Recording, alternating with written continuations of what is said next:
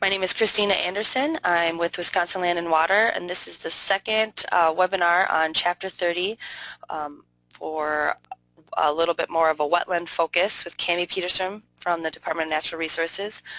We are hoping that a couple of these early webinar series will lead to some more detailed workshops that we will be holding throughout the winter regionally with all of the stakeholders who are involved with Chapter 30.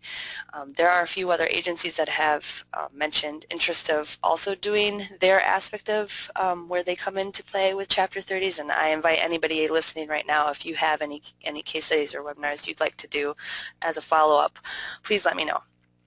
These webinars are also being recorded, so we will have them on our website. And the last webinar that Marty Griffin from DNR did is already up there. So if anybody is looking for that, is having a hard time finding it, please let me know. With that, Cami, I'll let you go ahead and introduce yourself and get started. Alrighty. Well, my name is Cami Peterson. I work for the Wisconsin Department of Natural Resources. I'm in our Waterway and Wetland Protection section, which is in our Watershed Bureau, and I am a statewide wetland and waterway policy specialist. So what I and a few others like Marty Griffin, who you heard from a couple weeks ago, do is do policy and guidance and support our field staff in carrying out our regulatory program and permitting for waterway and wetlands. So today I'm going to talk you guys through the DNR's wetland permitting system.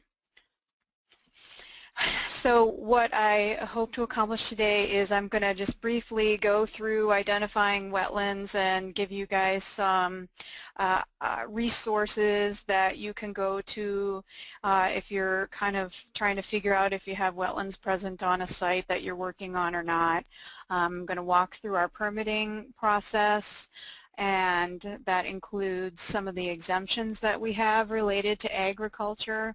And then I have just some example photos to maybe spur some discussion at the end, contact information, and then if you guys have any questions.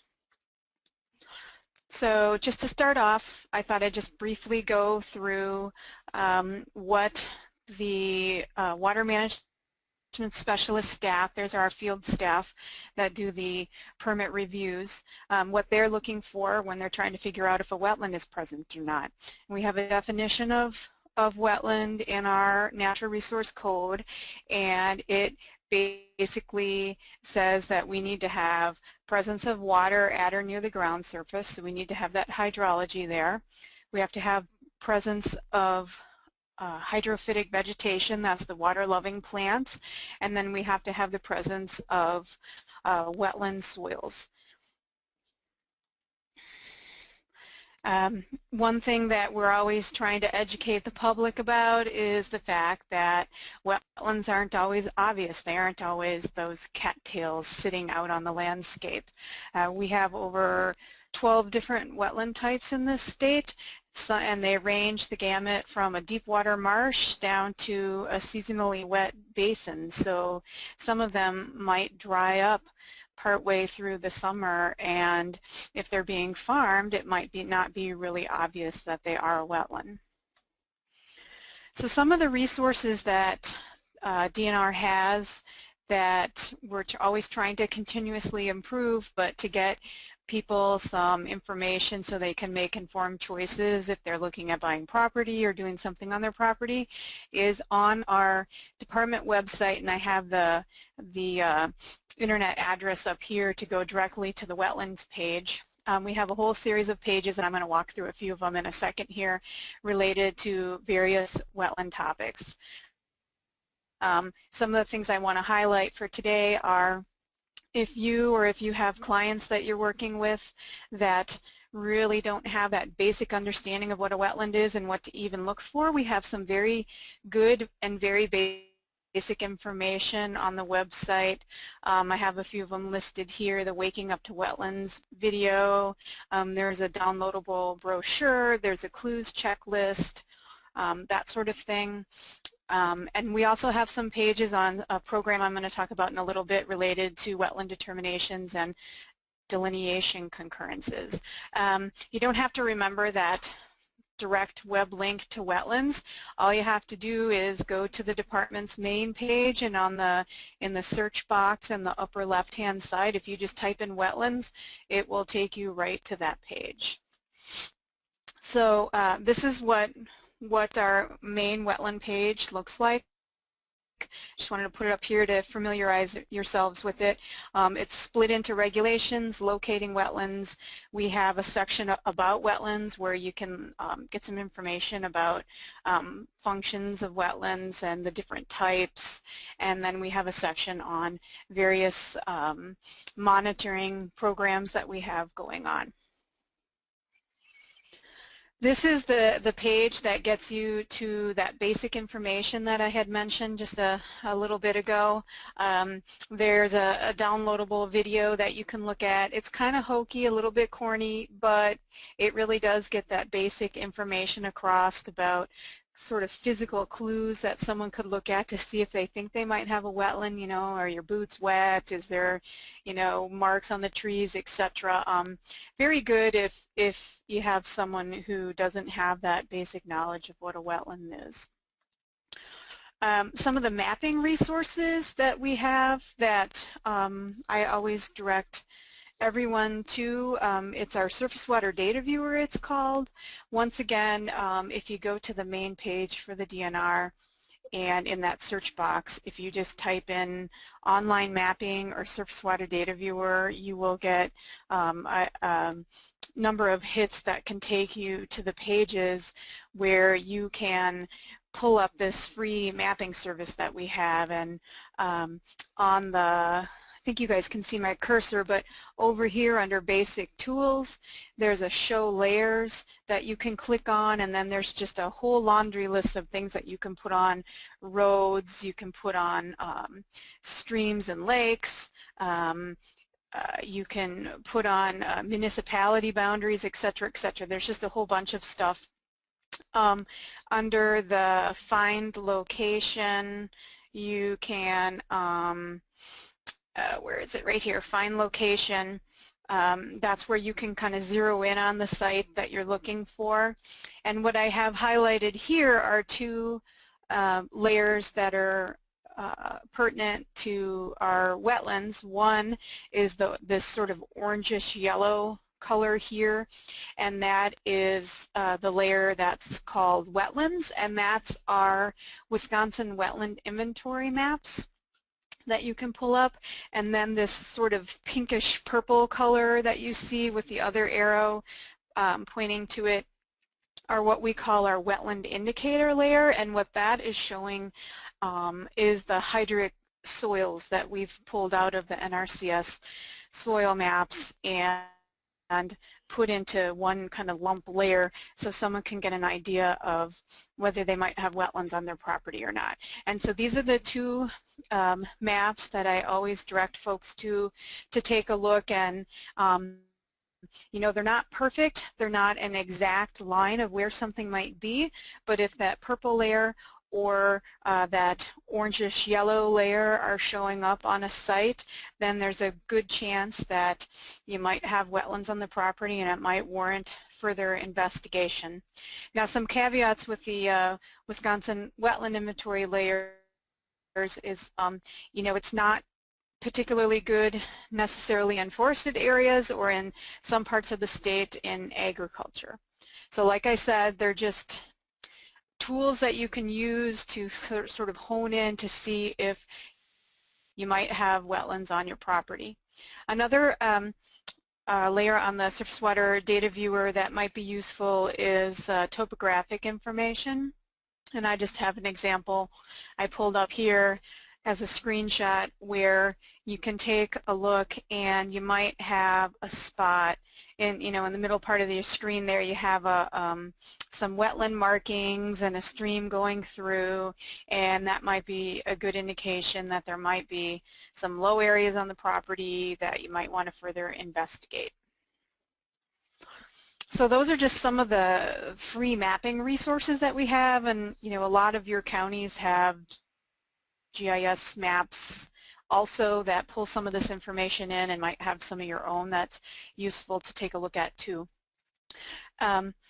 We do have a program that started I think about 2 years ago now, and it's our Wetland Identification program, and we have 2 staff in that program right now that have coverage statewide, and they offer a couple of services to the general public, one of which is an identification service and another is a confirmation service.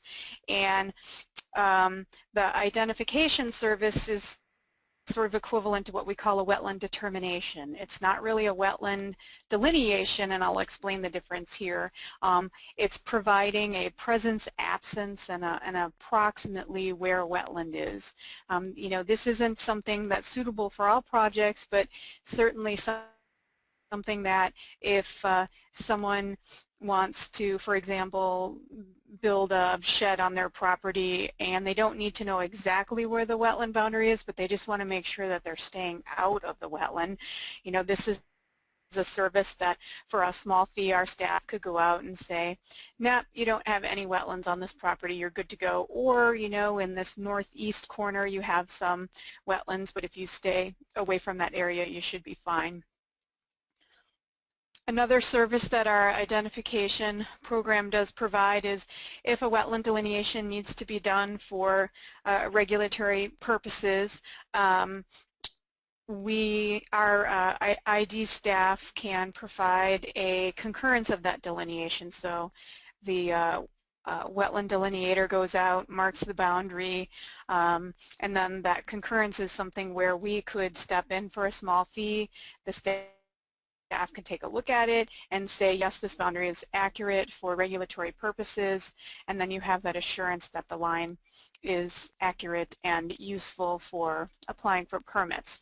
Now I just want to throw out there that wetland delineations are required for all of our individual wetland permits and in general for our general wetland permits.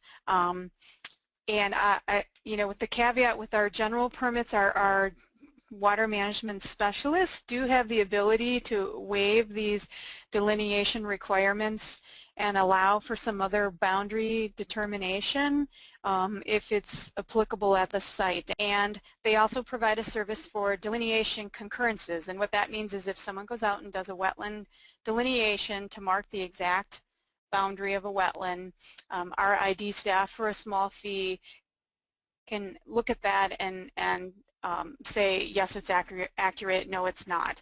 And that's really important going forward because we have some changes that are going to be happening later this summer related to our stormwater program, our waterway and wetland program, and our CAFO, the large animal farm permitting program, and we are going to be requiring prior or at the time that you apply for permits in any of those programs that a delineation is attached to the application as well as a concurrence of that delineation boundary.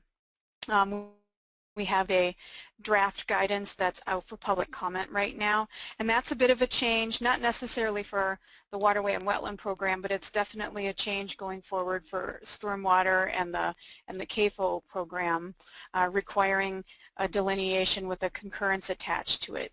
So this program here, the Wetland Identification program, is one of the avenues that someone could get that concurrence that's needed.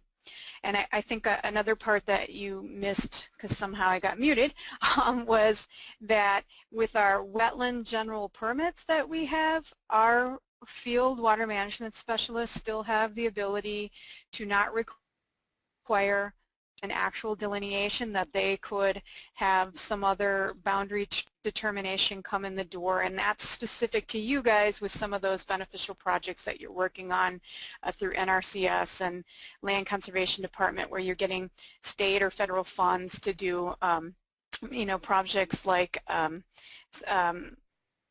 stream bank stabilization and that sort of thing where wetlands might be involved, and instead of a delineation, it's possible for you guys to work with the water management specialists to come up with the wetland boundary instead of requiring that delineation. And I know you guys might have questions about that. We can talk about that a little more at the end of the talk. Okay.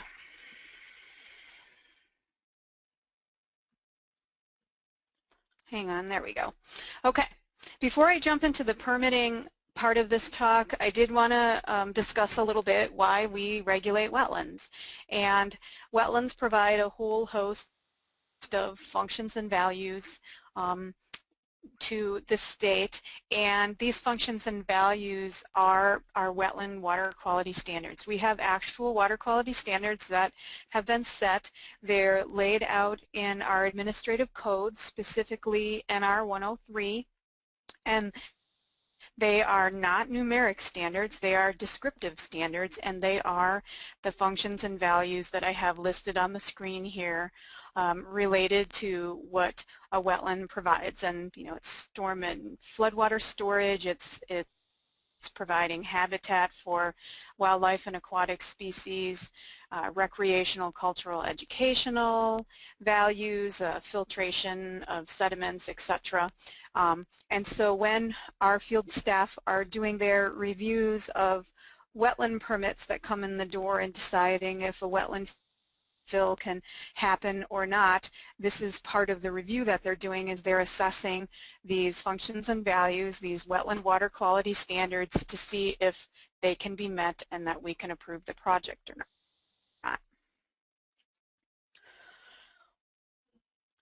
So permit-wise, there are really two entities that regulate wetlands in this state. At the federal level, you have the U.S. Army Corps of Engineers, and they do permitting for federal wetlands.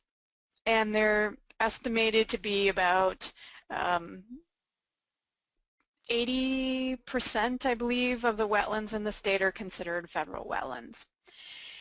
And then the subject of the talk today is the Department of Natural Resources permitting program, and we require permits for all wetland impacts in the state, whether it's a federal wetland or whether it's a non-federal wetland, the so-called isolated wetlands in the state. And our authority to do that is found in the statute. It's section 281.36 of the Wisconsin statutes, if any of you have the desire to go and take a look at that. And the way our permitting system is set up, much like if you guys were on the Waterway talk a couple weeks ago, we have general permits and we have individual permits, and then we have some exemptions that are in our statute also, and those are exemptions from requiring or needing a permit. Just real briefly, an overview of the two before I get into the details. The difference between the general permits and the individual permits are really the time frame that's involved. The general permits are meant to be quicker. We have 30 days once we get a complete application in to make a decision. There's no public notice associated with it. They're really meant to be for minor wetland fills with small impacts. Individual permits are a little bit longer. We have up to, I think, 105 days to make a decision. It has a mandatory public notice that's part of that, so once it's deemed complete, it has to go to public notice. Wetland individual permits require mitigation, and so those are really the big differences between the two.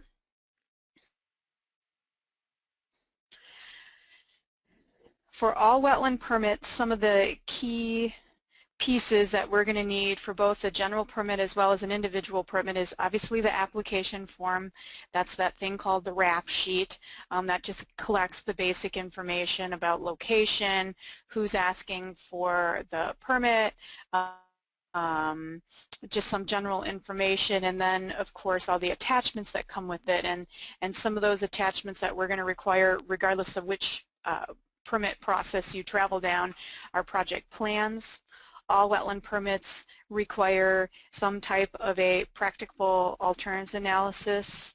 And if you're not familiar with that term, that is an analysis of the need for the wetland fill, what's your basic project purpose, what are the different things you looked at to avoid and minimize wetland impacts that led you to what you're applying for. Another common element is wetland delineations. They're required for individual permits. I think the only exception to that would be some of our individual permits for wetland conservation activities. That might be another realm where we wouldn't necessarily require a delineation, but any other wetland fill individual permits would require a delineation. And then if it's an individual permit, you're going to have a mitigation plan, and I'll talk about that when I get into the details of individual permits in a little bit. So our wetland general permits are what we call statewide general permits. So there's no administrative rule that's attached to it. They're just general permits that are laid out in the statute. We have 10 specific ones that we're required to write in the statute, and then the statute also enables us to write other ones as needed. And how they work is they're a statewide general permit, so someone like myself writes it up. It'll have an eligibility criteria section. It'll have conditions, findings of fact, conclusions of law, and it will have a section on definition of terms. And the way it works is if you can meet all of the eligibility criteria and you can follow all the conditions of the permit, we grant coverage underneath it, and that is the review and the granting of that coverage under that statewide general permit is done by our field water management specialists. Most but not all of the general permits we have a fill limit of 10,000 square feet, which is about 1/4 of an acre. There are 8 wetland types that we can prohibit use of a general permit, and those include calcareous fens, ridge and swale, Great Lakes ridge and swale complexes, southern sphagnum bogs, just to name a few. But those 8 wetland types are listed in the statute, and right now all of the general permits that have been written do have a prohibition on use in those 8 wetland types. As I mentioned before, there is still the alternative analysis is still part of these general permits. We still are looking at avoidance and minimization in the process of whether we grant one or not. The standard for us to grant coverage under a general permit is that the discharge will result in a minimal environmental wetland impact.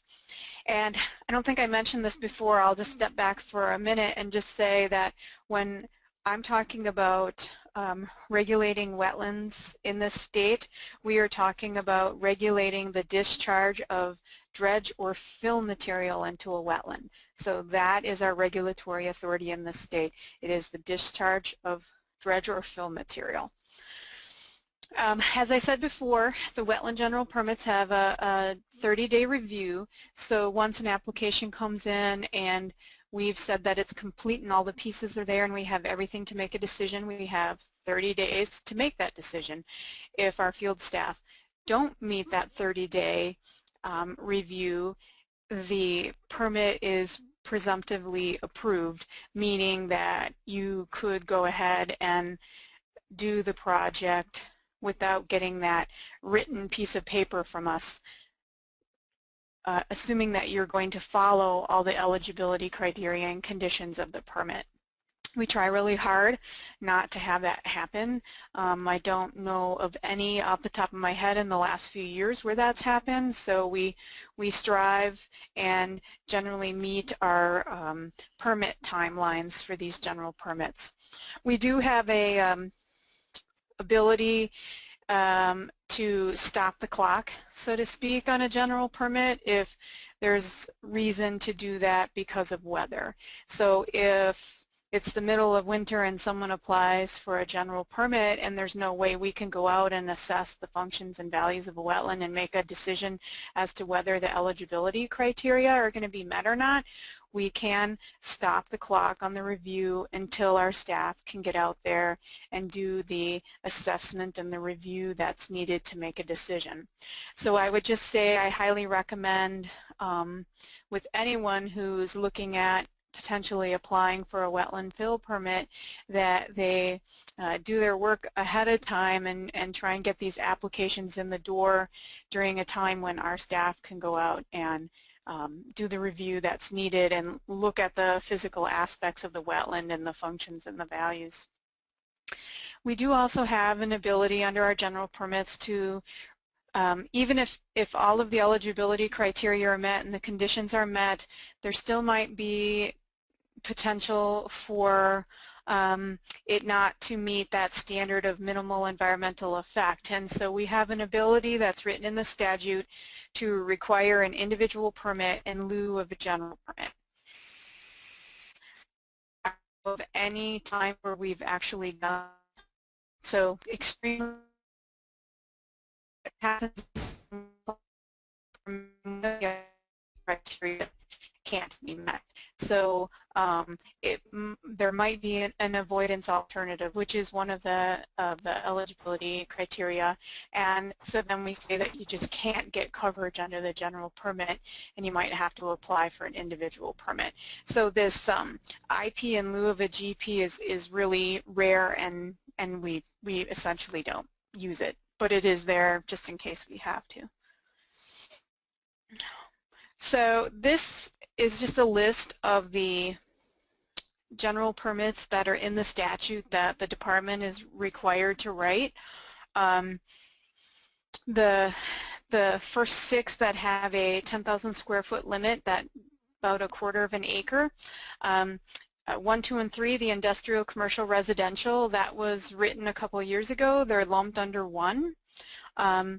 In the world that most of you guys work in, we do include farming activities like expansions of buildings, that sort of thing in this particular general permit because farms are commercial entities. The number 5, the municipal development, and number 6, the recreational development, those have both been written. You probably won't have much to do with the municipal development because that's just for municipalities. But recreational, you might come across that. That includes things like recreational trails and other recreational structures. And then the other 2 that have been written so far are the 2 on the bottom, the utility construction and maintenance, and the last one, the municipal bridge culvert construction, reconstruction, and maintenance. And that's for municipal roads, the local roads, the non-DOT projects. So I doubt that you guys will get into that very often. And the utility one is specific to telecom and the large utility pipelines projects that are out there. The one that I'm currently in the process of developing is the one that says in development in blue, and that's the agricultural general permit. That one we've kind of held off on because we haven't, I wasn't really sure what we could cover under there that we aren't already covering under that first one that we wrote, the industrial, commercial, residential, because like I said, that one applies to farming practices, expansions of buildings, that sort of thing. So what we're thinking potentially of doing with the agricultural development wetland general permit is include some of those beneficial projects where there might be some small wetland impacts. For example, a stream bank stabilization project where there might be some minor wetland impacts for installing integrated bank treatments or something. So we've had some meetings with staff and NRCS and it looks like that might be the approach that we're taking. So stay tuned on that, and I would just throw out, I'm the one that's going to be drafting it, so if you guys have any ideas of things that you potentially might want to fit in there, with the keeping in mind that this is a 10,000 square foot limit, there's still an avoidance and minimization process part of it, but things that you might come across that you think might fit into that, just drop me an email or give me a call. I'd be interested to hear from you guys. So that's general permits in a nutshell. Now I'm going to just move on and walk through the process of individual permits. So anything that doesn't fit into one of our existing wetland GPs will fit into this wetland individual permit category. Some distinct differences here is there's no size limits.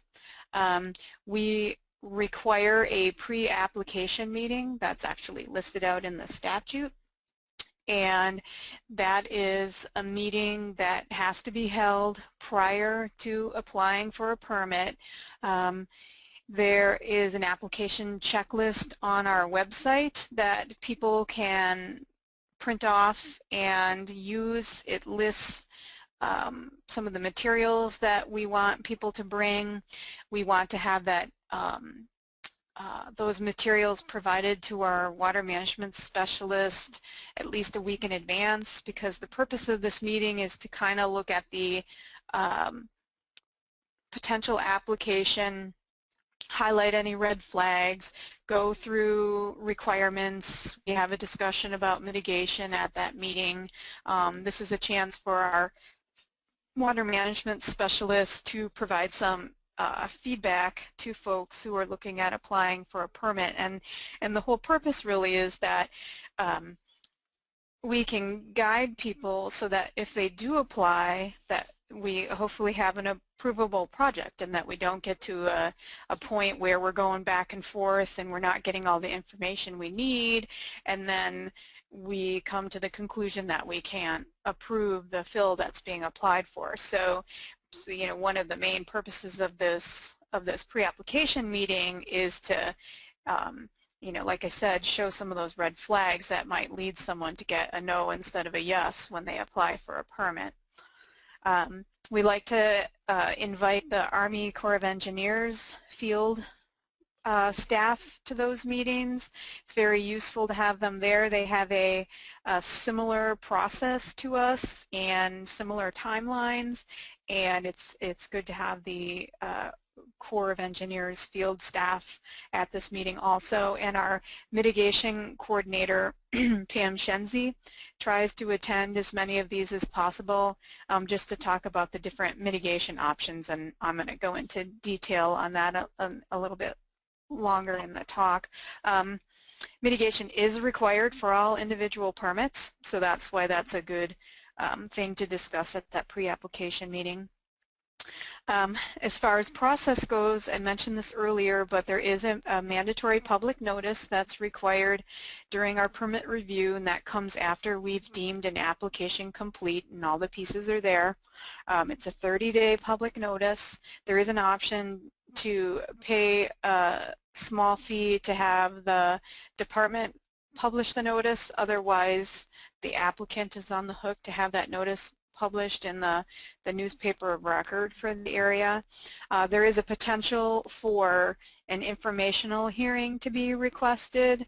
Either the applicant could request that if they think there's going to be a lot of controversy related to their project and they might want to just get it all out in the open and answer questions then, or just about anyone if they have a legitimate reason to ask for an informational hearing can, and then that does lengthen out our review period from that 105 days to something a little bit longer. They don't happen very often, but they do happen. Our application and review includes a practical alternatives analysis that is required.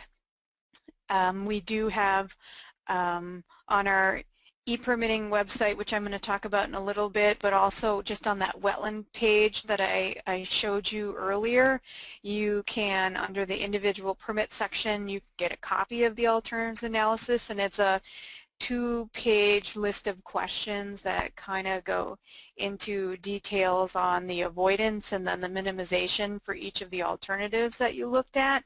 And we do have some supplements also on our website that could be very useful if you're looking at, you know, putting a road in, wetland fill for a road or something like that, you know, that has some more specific information related to that type of activity. Our individual permits and our general permits, but a more in-depth review in the individual permit world is this functional values assessment. And what we're doing here is assessing those functions and values I talked about earlier. We have a methodology that we use. It's called the Wisconsin Rapid Assessment Methodology. Some of you may be familiar with that. If you're not, you can go to our website under our wetland assessment page, and you can get a copy of it and take a look at it. But it really does go into a pretty in-depth review of each of those functions and values, and we assess what the wetland is providing and what the potential impacts of the wetland fill would be to those. And that's the document that our field staff use to lay out the decision about whether they can approve or can't approve a permit that comes in the door. Another thing I wanted to highlight with individual permits is we do not have presumptive approval. So that means if we miss a deadline, you can't just go ahead and do the work. It's not presumptively approved. Now, with that said, we try really, really hard to not miss our deadlines.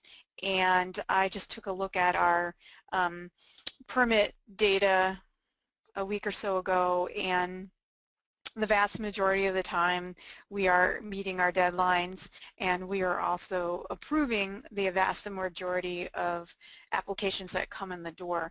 So, you know, I think our pre-application meetings are beneficial in trying to get people projects that we can actually approve, and you know, our field staff are working hard to get those things out in a timely fashion. So there are 3 standards that our staff have to look at in deciding whether they can grant a fill under an individual permit, and I have them on the screen here. It's the least environmentally damaging practical alternative. That's basically the avoid, that the applicant has shown that they have avoided wetland impacts to the maximum extent practicable. The second one is the minimization standard, that you may have to impact a wetland, but you have provided quantifiable, justifiable information that shows that you've minimized as much as you possibly can. And then the last one is that the fill will not result in a significant adverse impact. So when we're looking at that last one, is it a significant adverse impact or not? You know, we're not looking to see if there's no impact at all, because all wetland fills have an impact. What we're trying to figure out is it a significant impact? And there are 5 factors that our staff are required to look at when they're deciding if the impact is significant or not. And they're looking at the direct impacts, you know, so that's the footprint of the fill itself and what kind of wetland and what kind of functions and values that wetland have. They're looking at cumulative impacts. So what that means is if, you know, this wetland complex has a little bit of fill approved here, and then 20 other property owners around the wetland want a little bit of fill themselves, pretty soon what might have been a very small portion of the wetland turns out to be a larger portion of the wetland that's filled. What does that mean for the functioning of what remains? And that's the concept of cumulative impacts. And then our staff are also having to look at potential secondary impacts, and what we're talking about there are if the fill goes in to the wetland, what does that mean for the remaining wetland adjacent, and that's looking at things like what are the potential for perhaps a high-quality wetland that doesn't have a lot of invasive species in it, but if fill goes in, potentially invasive species might come in and move into what was otherwise a pretty high quality from a plant standpoint wetland. So that's the kind of things that we're looking at for secondary impacts. And then as part of the review of whether it's significant or not, we factor in compensatory mitigation. So if someone's wanting to fill a small piece of reed canary grass dominated wetland and they can buy mitigation bank credit, potentially that mitigation might fully compensate for the fill that's being proposed. So we look at the functions and values of the wetland, and then we look at the functions and values that the mitigation might replace. And then the last category there is something that got added to our law when it went into effect in 2012, and that is also factoring in any net positive or negative environmental impact that the project might have. So this gives our field staff a little flexibility in thinking about the bigger picture of a project that's happening. So for example, you might have a stream bank stabilization project and there's a little bit of riparian wetland following along the edge of a stream that has some significant erosion at the bends, and you guys are going to put in some integrated bank treatment, and it's going to have a little bit of wetland fill, but the net positive there is that you're going to significantly reduce erosion into the water body that you're doing the armoring on, and so that's where we can weigh in that overall positive environmental impact of a project. I wanted to just go into a bit more detail about mitigation, and this idea of mitigation is compensating for the loss of wetlands. It's in our statute. It's required for every individual permit. We have a mitigation coordinator that works with our field staff to figure out what the best mitigation project is for a site, and we do have a kind of what we call a soft preference, and the different possibilities are mitigation banking, and what that is exactly what it sounds like. A private entity decides they're going to restore a wetland and turn it into a mitigation bank, and what they do is they follow the guidelines that are established by the federal government and the DNR to establish this mitigation bank, and there's a lot of financial assurance that goes along with that and some milestones that have to be met, but once a bank is up and running, they can basically sell mitigation credits, and the ratio of mitigation is a minimum of 1.2 to 1, and that's in acres. So for every acre of fill someone's approved to do, they have a minimum of 1.2 acres that they have to compensate for. And I say minimum because there are some circumstances where that might go up. So like a forested wetland impact, for example, would have a higher ratio of replacement to fill because of the quality and the complexity of replacing a forested wetland. So what a bank would do then is, so let's just say, for example, you want to fill an acre of fresh wet meadow.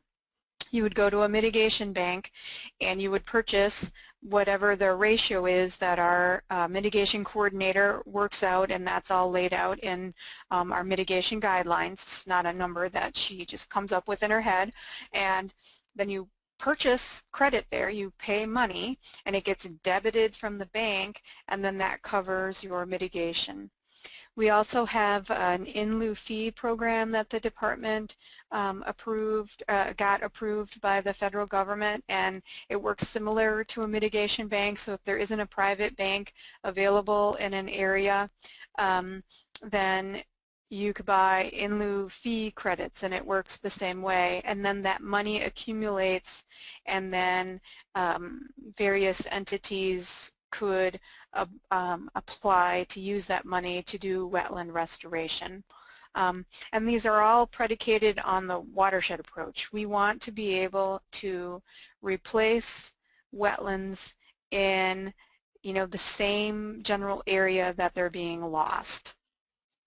And I will point out, and this is a really important thing to keep in mind, you want to try and avoid wetland individual permits as much as possible because mitigation is very costly. I think things have reduced down a little bit now that we have in lieu fee as an option where there aren't any banks, but it can be in the tens of thousands of dollars per acre for mitigation.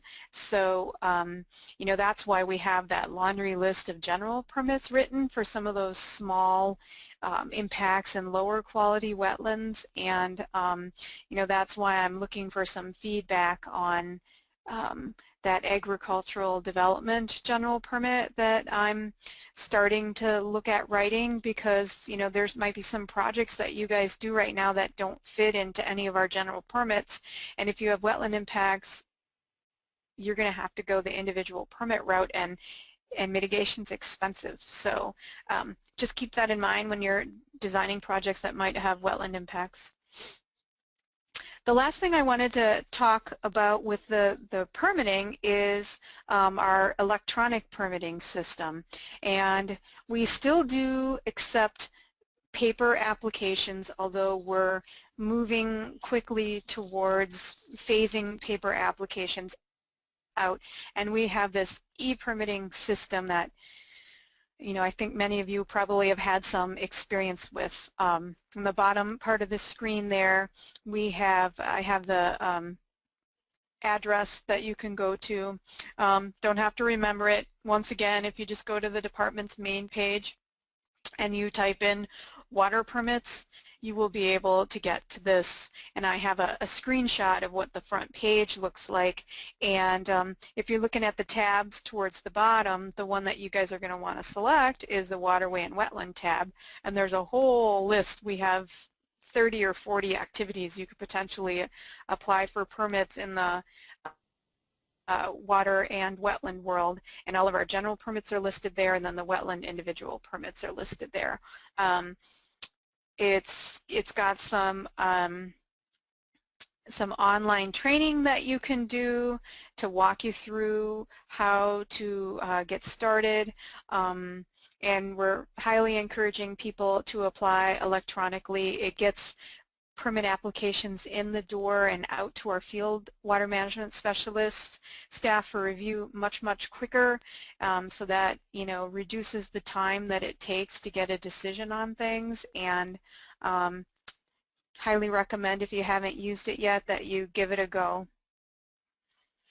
Another thing that we also have related to permits is on our individual pages we have some decision matrices that we have developed to help people figure out what kind of permit they need. And I believe Marty talked about this during his talk, but it walks you step by step, question by question, through whatever activity you're thinking about doing, and will hopefully get you to the right permit that you need to apply for if you really don't have any idea. And the one I have up on the screen here is related to wetlands, and it walks you through and guides you to, if there is a general permit available, it will guide you to the GP that's applicable for your activity, and if not, it'll eventually get you to information on individual permits. And this one you can find on the wetlands page under permits. So recommend taking a look at that, or if you have clientele that are going to be doing the permitting, you can send them here and it will hopefully get them to the piece that they need.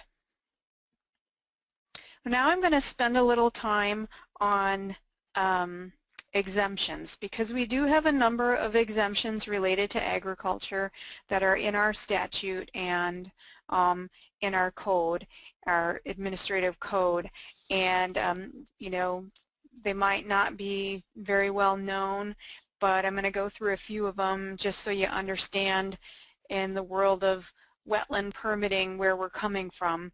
And you know, the main one that applies to agriculture is we have this exemption to normal farming silviculture activities, and that includes plowing and seeding and harvesting. So that's why, you know, farmers can plow up wetlands and plant if it's dry enough for them to plant. It's an exemption because typically plowing that sort of thing results in a discharge of fill in a wetland, and we would typically regulate that if it was someone doing that outside the realm of agriculture or silviculture. So that's one of the basic ag exemptions that exist in our statute.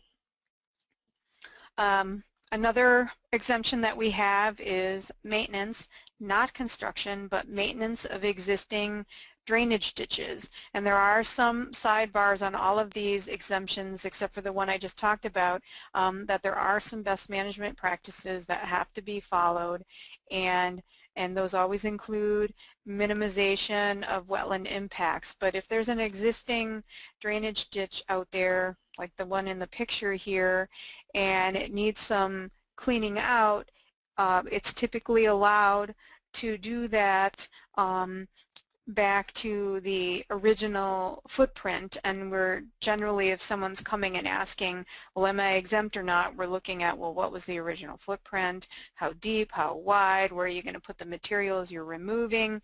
So the intent is to maintain existing drainage but not to expand drainage. So no new ditches, not an expansion of the footprint that could potentially drain wetlands that weren't already drained. Another exemption that we have in our statute is related to maintenance and repair of recently damaged parts of structures that are in use in a wetland. So I have a couple examples on the screen here of some dikes that are in existence in wetlands, embankments, berms, dams, that sort of thing. If they're already in existence in a wetland, you are allowed to maintain the structure, and maintenance is once again maintaining the existing footprint. So any expansion of the footprint, height or width or anything like that would potentially require a permit if there's going to be a discharge of fill. But this is once again allowing for maintenance of things that are already out there. What fits into this realm can also be existing tile that's in a wetland that someone needs to repair for some reason, or maybe there's a piece of it that they need to replace in the footprint of where the existing tile was. This would potentially fit into this exemption. Now there are parallel exemptions in federal regulations, and those are what the Corps of Engineers covers, and I'm not talking about those today. Like I said, they're parallel, but they have their own ins and outs, and would probably be a really good another webinar for you guys to have is, you know, the regulatory authority of the Corps of Engineers under the Clean Water Act. So what I'm talking about today are just the things that are found in state statute and related to the state regulatory authority. Another exemption that applies to agriculture that we have is construction of farmer stock ponds or irrigation ditches, not drainage ditches, but irrigation ditches.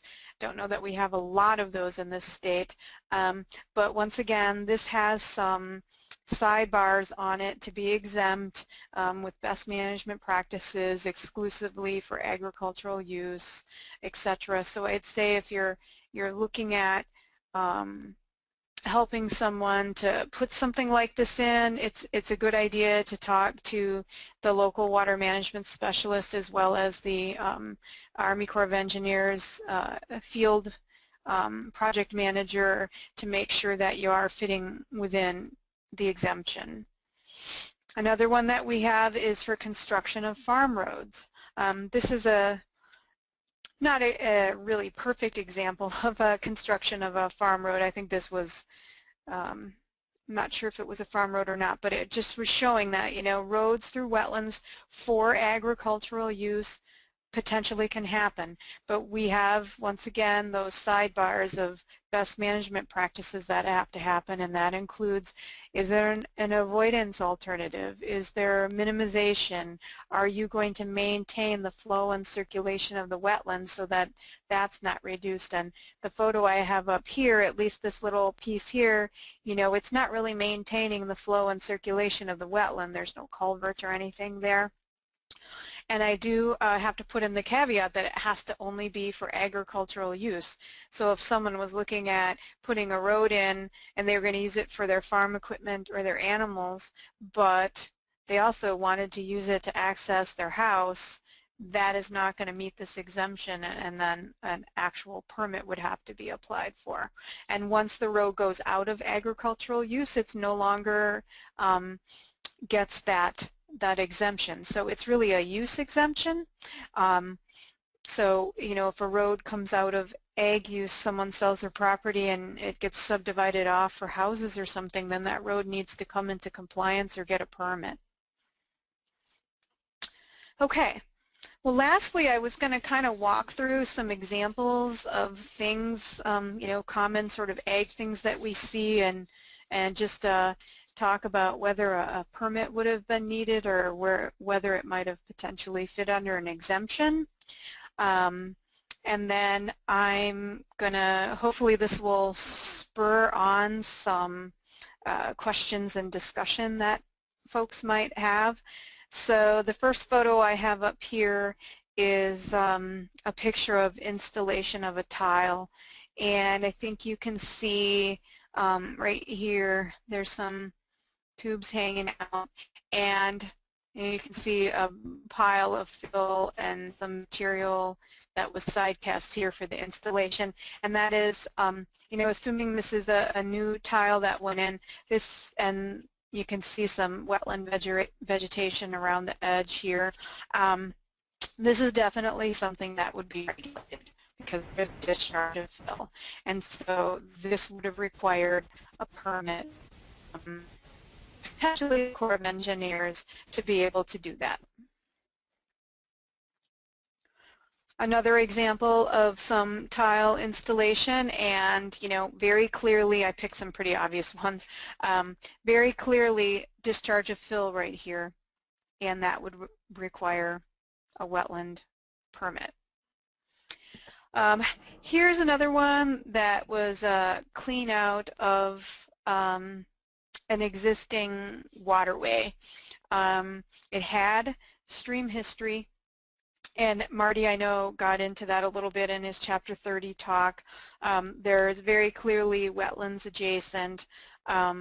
This one needed a dredging permit under the Waterway permitting under Chapter 30, and it was also a wetland violation because they extended the footprint of the waterway in question. They made it much deeper than it was ever originally designed to be. So this was a stretch of it prior to clean out, and this is what it looked like after. So that's an example where maintenance of what might be considered an agricultural ditch actually had some ramifications because it had stream history. It was a natural waterway to begin with, so it needed a dredging permit, and they went beyond the extent of the original dimensions, and it was a wetland violation, or a violation of our wetland laws. This is another example where it was a clean out of what was supposedly an existing agricultural ditch, but there really was no sign prior to digging that there was much of a ditch there, and there wasn't any history that could be found of a ditch being in place, and so this ended up being a discharge violation too. This one's a little fuzzy and it's hard to tell, but this is something that we're seeing an uptick of in the state, and I wanted to highlight this one. But this is a clearing of a forested wetland with the intent for agricultural use. And This is what we term mechanized land clearing. Someone went in and cut the trees down and then bulldozed the stumps into a big pile. You can see, it's hard to see, it's a little fuzzy, but there's a pile of trees and stumps here that were shoved around and shoved up this way, and that is a discharge of fill, and that definitely would require a permit. It's nothing that meets any of the agricultural exemptions that we have. And then this example is a couple examples of manure in a wetland. I kind of put them up for a little bit of discussion. This, it's hard to tell here, it's a very high pile and it's sitting on top of a wetland. That clearly is a discharge of fill. That is something that we would regulate and is not allowed without a permit, and very likely that a permit would be hard to get to place a large pile of manure in a wetland. The example on the right lower corner here is some more manure placement in a wetland, and I bring this one up because it's kind of a fine line. We regulate discharge of dredged or fill material. So when something is put into a wetland, then it needs to be a discharge of fill. And so in this case, it's hard to tell from the photo, but the manure was piled up enough that it actually was considered a discharge of fill. And it's, it's covering up and killing off the vegetation. That's one of the things that we look at to decide if it's fill or not. So, but there might be other aside from whether you guys think it's a good idea and whether under nutrient management you would allow it or anything like that, I mean, if it's not enough to be considered fill, then my program is not going to regulate it. Is it a good idea? Not necessarily. Okay.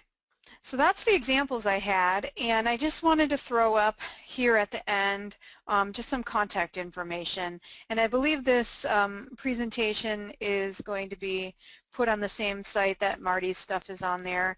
And you can always talk to, and I highly encourage you guys to talk to your local water management specialist in the counties that you work in. They're our field staff. They're the ones that are reviewing applications and permits that come in the door. They're your first point of contact if you have questions about whether something, a wetland is actually out there, or whether a waterway you're looking at has stream history, or if it's considered navigable and we would regulate it under Chapter 30.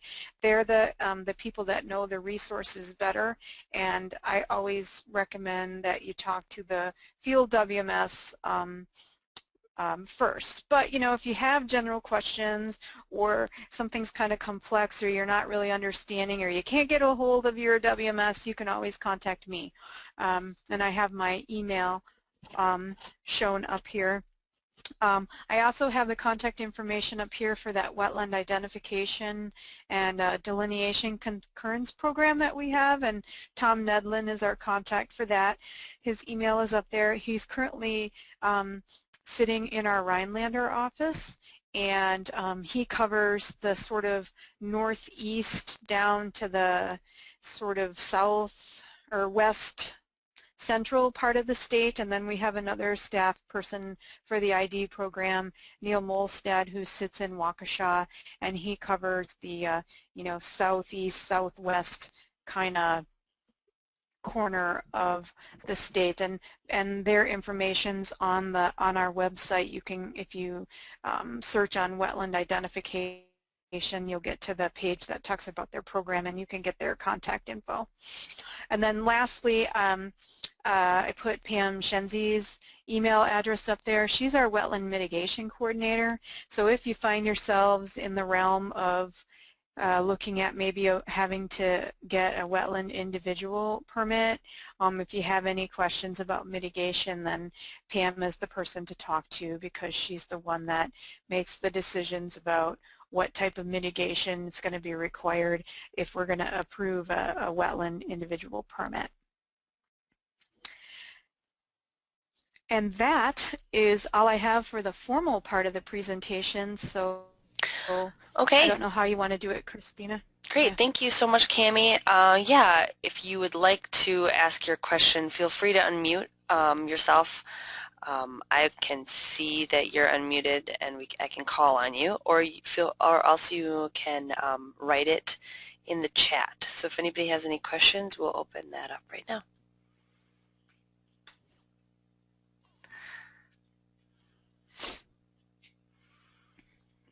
No questions.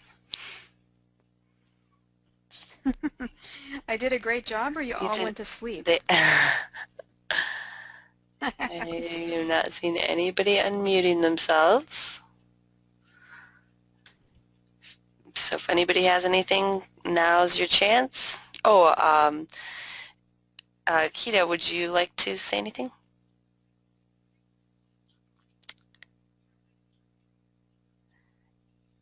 Hello? Trying to. Feel free to go right ahead. Kita, Sheenan? We can't hear you. Maybe you want to type your question in the chat box.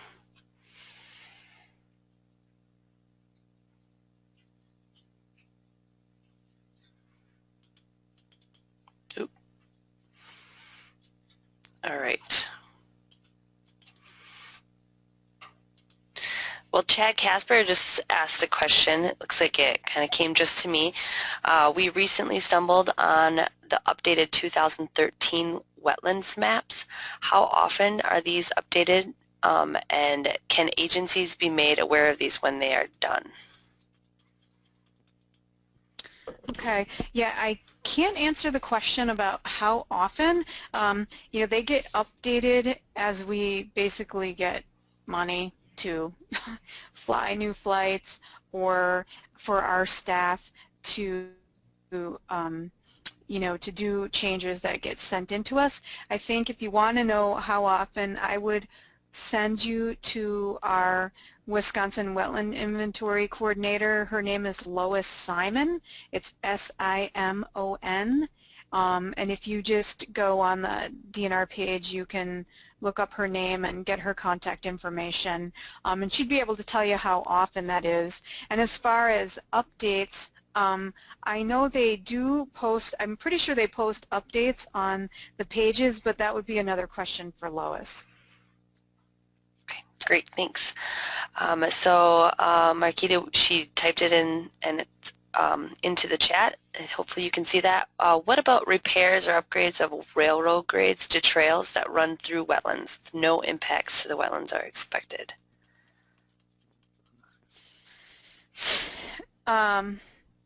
You know, if there's no wetland impacts, then there's really no permit needed. So I'm not sure I understand.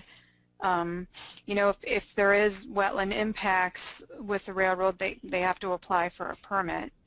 I don't know, am I missing something else? Follow up with it if I'm not answering that. Okay, we'll come back and if I don't see anything else from her yet. So if you have any other follow-ups, feel free. Okay.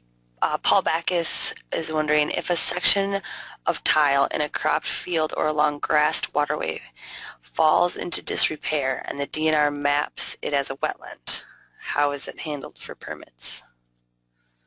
Right. So, you know, this is something that, you know, we look at a wetland through the lens of the Clean Water Act, and what makes a wetland is it have the plants, the hydrology, the water.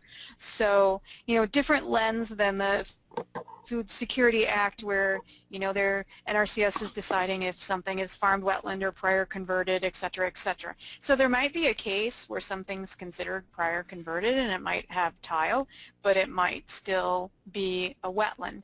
And then we're looking at, in your example, the tile that's there, is it currently functioning or is it completely non-functional? And that's kind of the line between that exemption of an existing structure that needs repair in a wetland versus something that might need a permit. So in that example, if it's in complete disrepair, we might regulate that and require a permit for anything new, versus if it's just needs to be replaced because it's still functioning but not to the full extent that it should be functioning, then it might fit into that exemption. It's case by case. We have to look at them, each case individually and what the circumstances are on the property.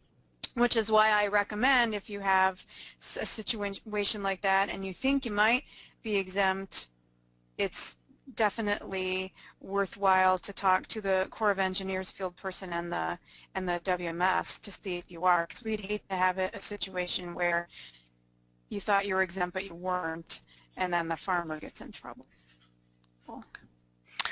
And just a follow-up here. NRCS is updating soils every year. Jeff Denginger mentioned. Mm-hmm. Yep. And Tim said, I was told by a local WMS that even though there are ag exemptions for ditch maintenance, farmers still need to give WDNR 5-day notice so that they can do a background check on the ditch. Is this true? Does that make sense? It's a good idea.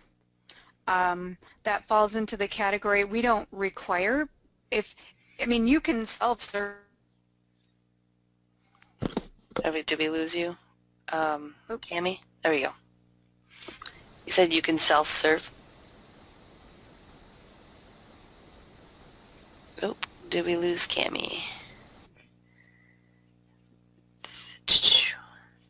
Cami, did we lose you all the way? Oh, are you back? Yeah. Oh. Are you there, Cami? Can you hear me at all? Yes, now we can hear you. You can hear me. Oh. Yes. Okay, I didn't touch anything, so I don't know if it's sorry. gonna. Okay, so no worries. So the question about exemptions. We don't require people to apply for exemptions, but we do strongly recommend it because we just don't want people to go ahead and think they're exempt and then we find out about it and it turns out they're not. So what that WMS was just asking is, hey, you're going to do this ditch clean out, give us a heads up so we can make sure everything's all good, because particularly in the realm of ditch cleaning, that ditch might have stream history and it might require a dredging permit to do the work. And then just aside from whether from a wetland standpoint it's exempt or not. So I would just err on the side of caution and just ask our field WMS as well as the Corps PM to take a look at it and see if it meets the exemption. You don't have to, it's just a good practice. Okay, great.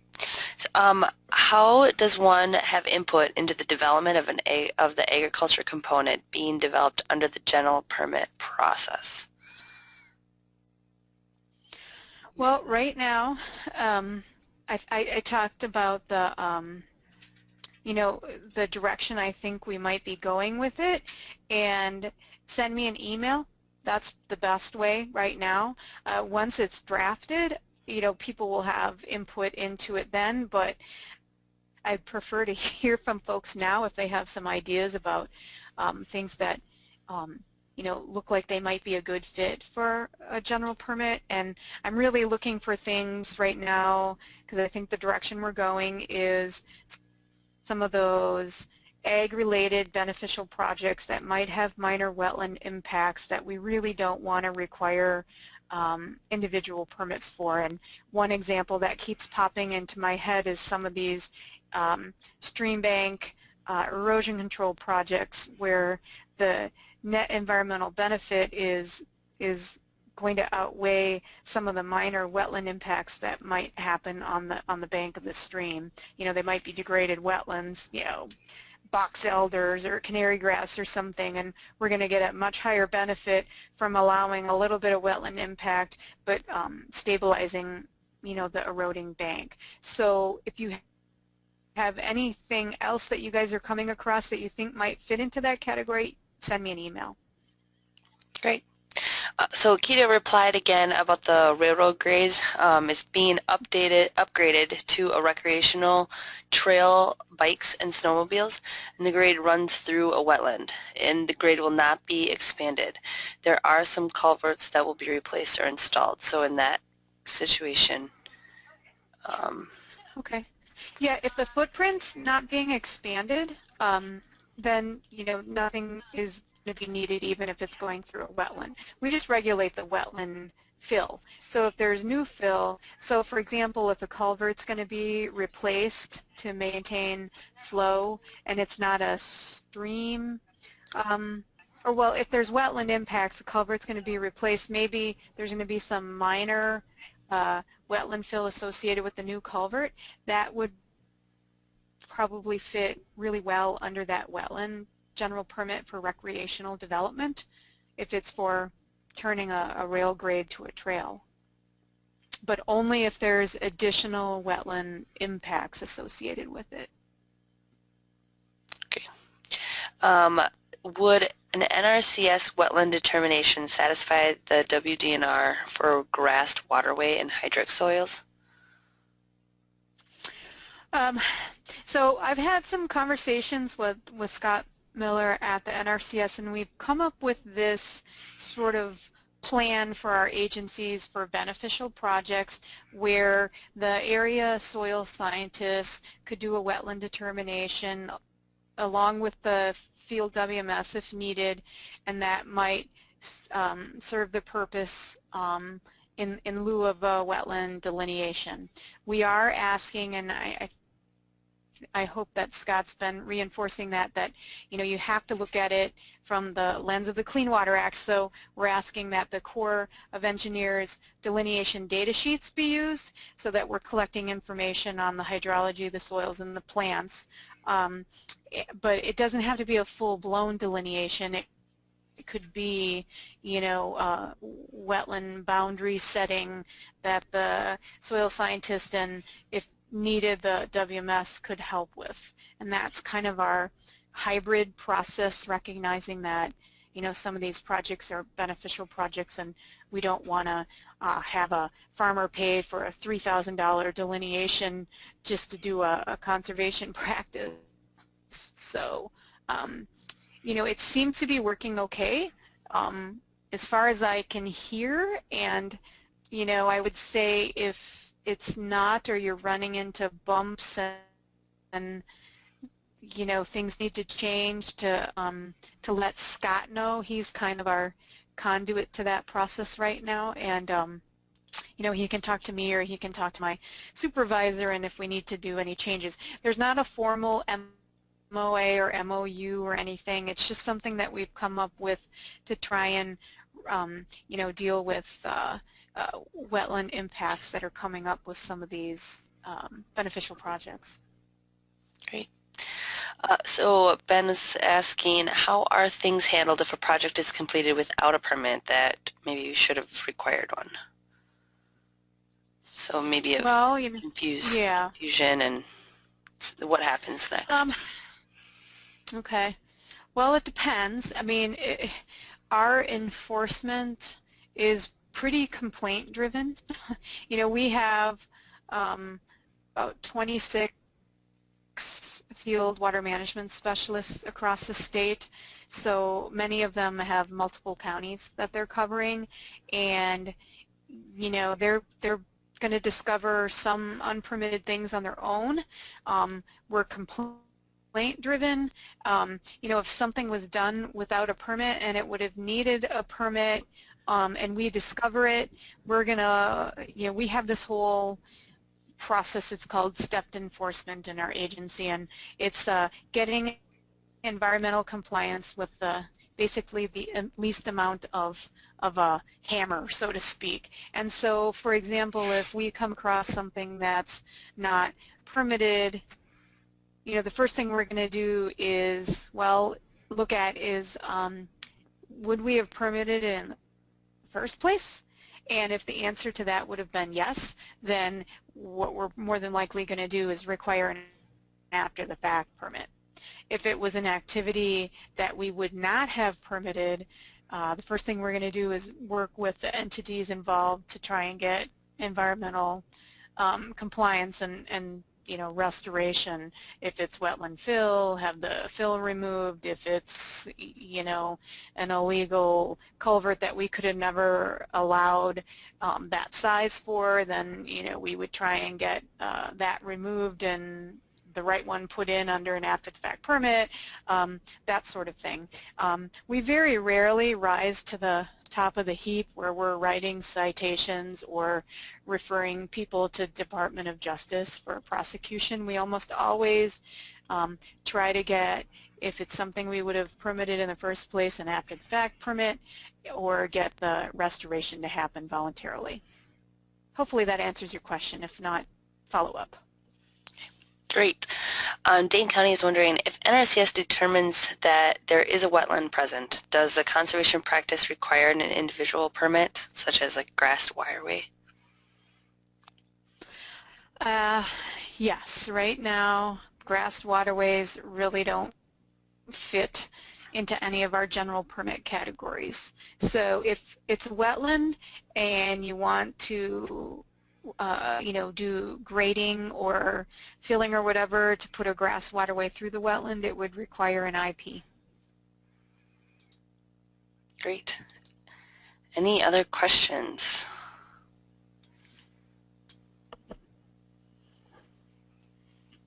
Feel free to also unmute yourself if you have a follow-up question, or continue to type it in the chat box.